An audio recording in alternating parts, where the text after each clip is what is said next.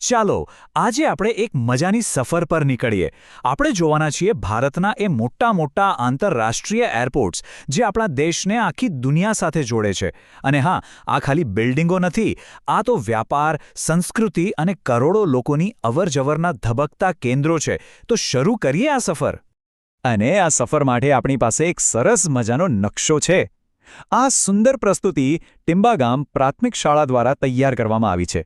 અને એનું સંકલન કર્યું છે ત્યાંના મુખ્ય શિક્ષક શ્રી સતીશ પ્રજાપતિએ. તો ચાલો એમની નજરથી જ ભારતના આ શાનદાર ગેટવેઝને જોઈએ. ક્યારેય વિચાર આવ્યો છે કે કોઈપણ દેશ દુનિયા સાથે કઈ રીતે જોડાય છે?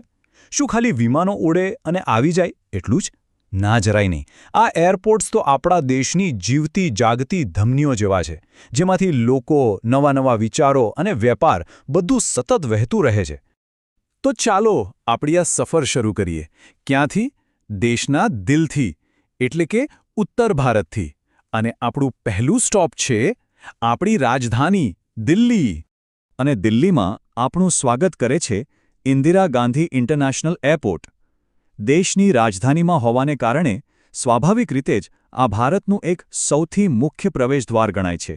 અને જુઓ, આ ખેરે એક એરપોર્ટ નથી, આ ભારતનું સૌથી વધુ વ્યસ્ત, મતલબ કે બિઝીએસ્ટ એરપોર્ટ છે. અહીંની ભીડ અને ચહલપહલ જ બતાવે છે કે દિલ્હી આખી દુનિયા માટે કેટલું મહત્વનું છે. સારું, તો દિલ્હીથી હવે આપણે પશ્ચિમ બાજુ જઈએ, જે વિસ્તારને ભારતનું આર્થિક એન્જિન કહી શકાય. અહીં આપણે મહારાષ્ટ્ર અને ગુજરાતના બે મુખ્ય એરપોર્ટ્સ પર નજર કરીશું, જે આપણા વેપાર ધંધા અને વારસા માટે દુનિયાના દરવાજા ખોલે છે. અને આપણો આગલો પડાવ ભારતની ફાઇનાન્શિયલ કેપિટલ મુંબઈ. અહીંનું ગૌરવ છે છત્રપતિ શિવાજી મહારાજ ઇન્ટરનેશનલ એરપોર્ટ. આ કોઈ સામાન્ય એરપોર્ટ નથી, પણ એકદમ આધુનિક હબ છે. એની ભવ્યતા અને સુવિધાઓ જોઈને જ ખ્યાલ આવી જાય કે મુંબઈ શહેર કેટલું ગતિશીલ અને દુનિયાભરમાં કેટલું મહત્વનું છે. ચાલો મુંબઈથી હવે આપણા ગુજરાત આવીએ. અમદાવાદમાં આવેલું છે સરદાર વલ્લભભાઈ પટેલ ઇન્ટરનેશનલ એરપોર્ટ. આ એરપોર્ટ જાણે કે ગુજરાતના સાહસિક વારસાનું પ્રતીક છે. અને યાદ રાખજો, આ ખાલી અમદાવાદ માટે નથી, આ તો ઉદ્યોગ અને જીવંત સંસ્કૃતિથી ધબકતા આખા ગુજરાત રાજ્ય માટે દુનિયામાં પ્રવેશવાનો મુખ્ય દરવાજો છે. ઓકે, તો હવે પશ્ચિમથી સીધા જઈએ દક્ષિણ ભારતમાં. એક એવો વિસ્તાર જે ટેકનોલોજી અને પરંપરા બંને માટે જાણીતો છે. અને અહીંની ખાસ વાત એ છે કે અહીં એક બે નહીં, પણ ચાર મોટા આંતરરાષ્ટ્રીય એરપોર્ટ્સ છે. એકદમ હબનું પણ હબ. તો દક્ષિણમાં આપણી સફરની શરૂઆત થાય છે ચેન્નઈથી.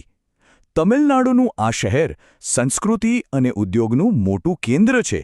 અને અહીં આવેલું છે ચેન્નઈ ઇન્ટરનેશનલ એરપોર્ટ. ખબર છે, આ એરપોર્ટનું લોકેશન એટલું સરસ છે કે એ આખા દક્ષિણ ભારત માટે દુનિયામાંથી આવવા જવાનું મુખ્ય ગેટવે બની ગયું છે. આ વિસ્તારના વિકાસમાં એનો બહુ મોટો ફાળો છે.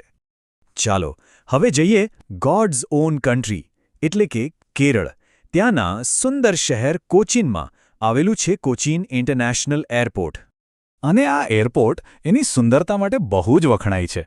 આ ખાલી એક ટ્રાન્સપોર્ટ હબ નથી, પણ જાણે કેરળની લીલોતરી અને શાંતિનું પ્રતિબિંબ પાડતું હોય એવું લાગે. સારું, તો હવે દક્ષિણના બીજા બે ટેકનોલોજી જાયન્ટ્સ તરફ નજર કરીએ, બેંગલુરુ અને હૈદરાબાદ. ચાલો આ બંનેના એરપોર્ટને એકસાથે જોઈએ, કારણ કે બંને એકદમ મોડર્ન અને શાનદાર છે. જુઓ, બેંગલુરુ એટલે ભારતની ટેક કેપિટલ, અને હૈદરાબાદ પણ કંઈ ઓછું નથી. તો બેંગલુરુનું કેમ્પેગોડા એરપોર્ટ અને હૈદરાબાદનું રાજીવ ગાંધી એરપોર્ટ, આ બંને પોતપોતાના રાજ્યો માટે નવી ટેકનોલોજી અને ભવિષ્યના વિકાસના ગેટવેઝ છે. એકદમ ટેકનોલોજીકલ ગેટવેઝ. તો આપણી આ સફર હવે એના છેલ્લા તબક્કામાં પહોંચી છે. હવે આપણે જઈ રહ્યા છીએ પૂર્વ ભારતમાં. અને આપણું છેલ્લું સ્ટોપ છે કલ્ચરથી ભરપૂર શહેર કોલકાતા. અને અહીં આપણું સ્વાગત કરે છે નેતાજી સુભાષચંદ્ર બોઝ ઇન્ટરનેશનલ એરપોર્ટ. કોલકાતાને દેશની સાંસ્કૃતિક રાજધાની પણ કહેવાય છે. અને આ એરપોર્ટ આખા પૂર્વ ભારત માટે દુનિયા સાથે જોડાવાનો મુખ્ય માર્ગ છે. એમ સમજો કે આ એરપોર્ટ આખા પૂર્વ ભારત માટે દુનિયા સાથેની એક મુખ્ય કડી છે.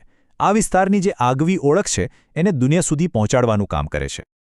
તો બસ, આપણે આખા દેશનો એક ચક્કર લગાવી લીધો. ઉત્તર, પશ્ચિમ, દક્ષિણ અને પૂર્વ. હવે ચાલો એક સ્ટેપ પાછળ જઈને આ આખા નેટવર્કને એક મોટી તસવીર તરીકે જોઈએ. તો આપણે શું જોયું? ઉત્તરમાં છે દેશનો સૌથી વ્યસ્ત હબ, પશ્ચિમમાં છે વ્યાપાર ધંધાના એન્જિન, દક્ષિણમાં તો આખું એક નેટવર્ક છે ગેટવેઝનું, અને પૂર્વમાં છે કલ્ચર સાથે જોડતી એક મહત્વની કડી. અને આ બધું ભેગું મળીને જ તો દેશને આગળ લઈ જાય છે. ચાલો આપણે ફરી એકવાર ટિંબા ગામ પ્રાથમિક શાળા દ્વારા બનાવેલા એ ચિત્ર પર નજર કરીએ. હવે આ ચિત્રનો અર્થ કંઈક જુદો જ લાગે છે નહીં? આ 8 એરપોર્ટ ખાલી અલગ અલગ જગ્યાઓ નથી, પણ એકબીજા સાથે જોડાયેલા આગળ વધતા ભારતની આખી વાર્તા કહી રહ્યા છે. તો આપણી આ સફર અહીં પૂરી થાય છે, પણ એક સવાલ છોડી જાય છે.